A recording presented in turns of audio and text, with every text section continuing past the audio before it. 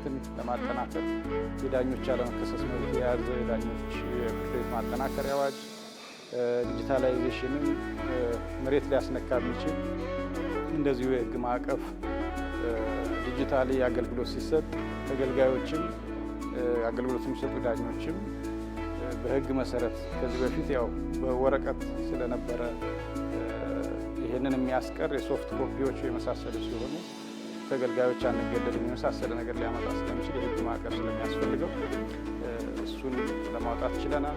ሁሉንም ጉዳዮች ወደ መደበኛ ፍርድ ቤት አማራጭ ስርዓቶችን መከተል ያስፈልጋል። በዚህ ምክንያት በዚህ ዓመት የአማራ ክልል የባህል ፍርድ ቤቶች ማቋቋሚያ አዋጅ በክልሉ እንዲጸድቅ ተደርጓል። ማህበራዊ ፍርድ ቤቶች እነዚህ የባህል ፍርድ ቤቶችም ለክልሉ ጠቅላይ ፍርድ ቤት ተጠሪ የሚሆኑ ናቸው። የአካባቢውን ባህልና ወግ በጠበቀ መልኩ አለመግባባቶችን ዘላቂ በሆነ መንገድ በመፍታት ፍትሐ አገልግሎቱን ለማሻሻል የሚደረገውን ጥረት የሚያግዙ ይሆናሉ ማለት ነው።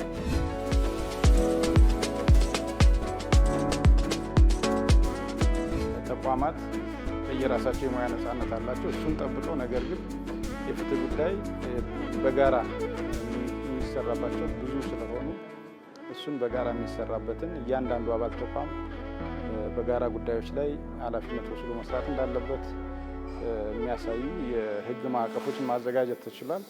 በዚህ መንገድም ብዙ ጉዳዮችን በጋራ በመግባባት ላይ እንዳልኩት ግን የተቋማትን የፍርድ ቤትን ነጻነት የአቃቢ ህግንም የፖሊስን የማረሚያ ሳይነካ ለመስራት ጥረት እየተደረገ ነው። በተቋማት አለመግባባት፣ አለመናበብ፣ አለመቀናጀት ምክንያት በዜጎቻችን ላይ ምንም አይነት ከፍትህ መጓደል ጋር የተያያዙ ጉዳዮች እንዳይደርሱ ከፍተኛ ጥንቃቄ ይደረጋል ማለት ነው። ለሰበር የሚቀርቡ ጉዳዮች ያስቀርባል አያስቀርብም የሚለውን በአጣሪ ችሎት ለማየት ከ7 ወር ድረስ ቀጠሮ የሚሰጥበት ነበር። አሁን ላይ የተለየ ምክንያት ካልገጠመ በቀር የቀረቡበት ዕለት ነው ውሳኔ የሚሰጠው። መዝገቡ የተከፈተበት ቀን ለችሎት ቀርቦ ያስቀርባል አያስቀርብ የሚለውን ዳኞች ይወስናሉ።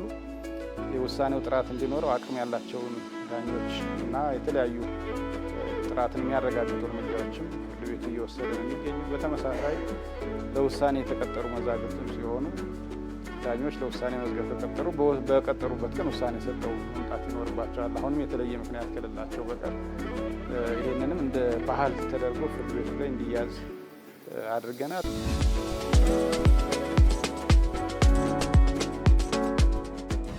ጥፋት ያጠፉ ዳኞች ከስራ የታገዱ ጠቅላይ ፍርድ ቤት ጨምሮ ከስራ የተሰናበቱ ዳኞች አሉ። እሱ ላይ በጣም በትኩረት እየተሰራበት እንደሆነ ነገር ግን አሁንም የህዝቡን ተሳትፎ በማረጋገጥ ጭምር በየጊዜው እያሻሻሉ እያስተካከሉ መሄድ እጅግ አስፈላጊ ነው። ዳኞች፣ አቃቢያን ህግ፣ ፖሊስ፣ የማረሚያ ቤት ባለሙያዎች በሙሉ የተሰጣቸው ኃላፊነት ከዜጎች መብት ጋር እየተቆራኘ ከፍተኛ ኃላፊነት ነው እና የሚጠይቀውም የሙያ ስነ ምግባር ዲሲፕሊን ከፍ ያለ ነው።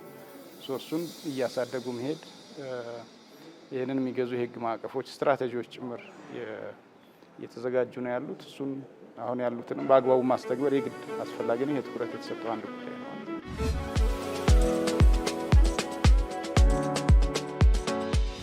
የህግ የበላይነት እንግዲህ ከወንጀል መከላከል ጀምሮ ወንጀል ተፈጽሞ ሲገኝ ደግሞ ወንጀለኞችን ለፍርድ አቅርቦ ተገቢው ቅጣት እንዲያገኙ ማድረግ ወንጀልን ለመከላከል አይነተኛ መንገድ ነው። ያለውም አማራጭ ይሄ ብቻ ነው። በዚህም መሰረት በክልሉ ላይ ያሉ የሚታወቅ ግጭቶች አሉ። እሱ ከዚህ ከመደበኛ የፍትህ ስርዓት ውጭ የሆነ ነው። ነገር ግን ፍርድ ቤቶች የፍትህ ስርዓቱ ግጭቶችን፣ አለመግባባቶችን ለመፍታት ግን ብቸኛ አማራጭ መሆኑን ህዝቡ እንዲረዳ ስራዎች እየተሰሩ ነው። ወደ ፍርድ ቤት ወደ ፍትህ አካላት የመጡ ተገልጋዮችን ደግሞ በአግባቡ ለማስተናገድ እና በፍርድ ቤት በፍትህ ተቋማት ላይ እምነት እንዲኖራቸው ለማድረግ ከፍተኛ ስራዎች እየተሰሩ ነው ማለት ነው።